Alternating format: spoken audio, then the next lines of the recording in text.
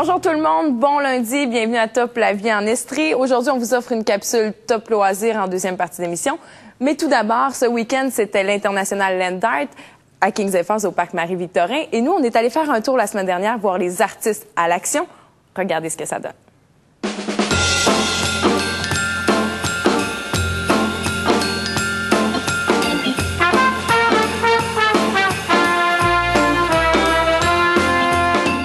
Je suis en compagnie d'Éric Bourgault, qui est directeur général ici au Parc Marie-Victorin. Bonjour Éric. Bonjour.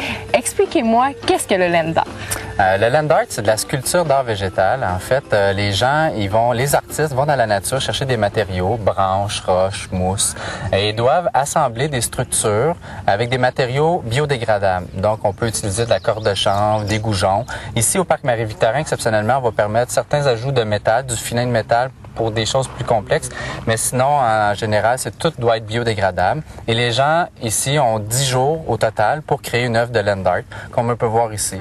Donc, après ça, la nature va reprendre ses droits sur l'œuvre dans quelques mois ou quelques années, tout dépendant de la complexité de l'œuvre. Donc, c'est un peu ça. C'est une œuvre éphémère qui est faite par l'humain, donc qui donne une deuxième vie à des matériaux inertes qu'on retrouve dans la forêt. Le land art, c'est quand même connu partout dans le monde, hein, puisqu'ici, vous avez des équipes de Taïwan, de l'Espagne qui viennent pratiquer leur art ici. Oui, on a la Suisse, on a les États-Unis, l'Allemagne, j'en passe, là.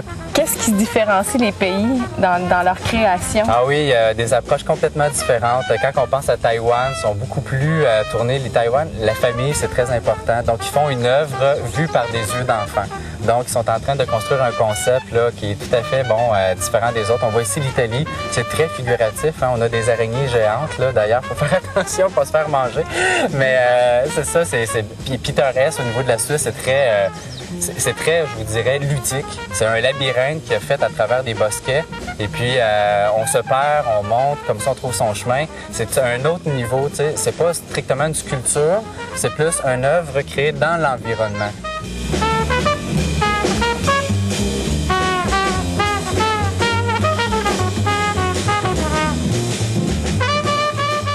Donc, Sébastien Breton, vous participez à l'International Land Art. Expliquez-nous un peu qu'est-ce que vous allez créer, là. Oui, alors nous, le concept du projet, c'est la rencontre. Rapidement, donc, sur le site, juste en bas ici, on a la rencontre de deux espèces végétales. Une, donc, qui est indigène, le phalaris, et une qui est amenée par l'homme, le Sorbaria sorbifolia. Donc, pour nous, dans l'esprit du land art, l'idée, c'est de venir travailler avec ces deux plantes-là, venir faire une mise en scène là, sur le thème de la rencontre. Quand vous commencez une œuvre, qu'est-ce qui vous inspire?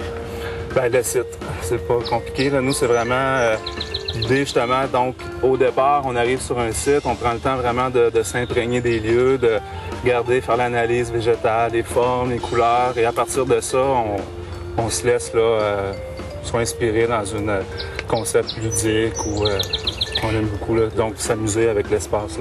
Donc vous faites du land art depuis quelques années. Qu'est-ce qui vous a amené à pratiquer cette forme d'art? Pour moi, c'est une très bonne question, mais disons que dans le voyage nous amène dans des fois des situations, des états de liberté, donc souvent dans des espaces comme ça, dans la nature, le land art, on pratique vraiment dans des espaces rustiques ou avec des fois beaucoup de plantes indigènes, tout ça, donc c'est les espaces là, qui nous inspirent. Donc, quand vous allez en voyage et que vous créez une œuvre comme ça, est-ce que vous la photographiez? Est-ce que c'est important pour vous de toujours la photographier? Pas nécessairement. Pas nécessairement. Je vous dirais l'important, c'est justement pour comprendre le développement.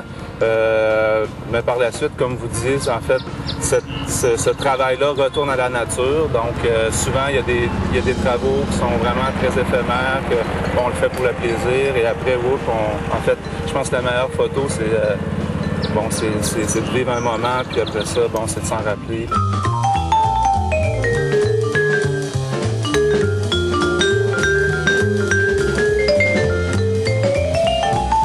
Qu'est-ce que vous faites comme œuvre là, présentement? OK. C'est parti d'un rêve que Maggie elle a fait. Et a fait ce genre de travail bon, on avait à un moment donné suivi un séminaire en fleuristerie, puis on avait appris ce genre de travail. Donc, c'est parti de là. Bon, on s'est dit, on va travailler avec ça, mais comment on va le faire, comment on va l'intégrer et tout ça. Ça, c'est venu au fur et à mesure. On savait on veut peut-être recréer un peu un esprit féerique, mais tout en étant dynamique. Comment on allait le faire, puis comment ça allait résulter, bien ça évolue, OK? Ça évolue, puis tu sais, on n'avait pas un croquis, tu sais, qui disait que ça va être comme ça, puis faut trouver le site, tu sais, je veux dire, on avait choisi un autre site, mais parce qu'on fait toujours une première visite, toutes les équipes. Le site qu'on voulait, quelqu'un d'autre l'a pris. Ça fait que là, on a été obligé de changer. Et finalement, c'est bien parce que c'est toujours des fois les problèmes qu'on rencontre qui fait que notre travail évolue et se raffine dans le fond. Donc finalement, ça a été bien parce que ça nous a forcé à penser autrement, puis on est bien content du résultat. Donc là, ces branches-là étaient déjà là? C'était la forêt comme ça. OK, donc c'était la forêt. Il y avait des herbages jusqu'ici. On voyait juste le top des arbres. Puis, bon, on savait qu'on voulait des branches mortes, puis qu'on voulait une répétition. Donc, on a vu sur le site qu'il y en avait quand même ici pas mal. Donc, on s'est dit, bon, ben tiens, ça va être l'endroit. Puis, la première tâche a été vraiment de débroussailler. Puis, même les gens qui passaient, à un moment donné, c'est sûr que quand c'est la forêt comme ça, tu vois rien. Puis, un coup débroussaillé, les gens disaient, ah, mais gadon, tu sais, je veux dire. Donc, des fois, c'est un peu, il faut avoir l'œil puis découvrir un petit peu.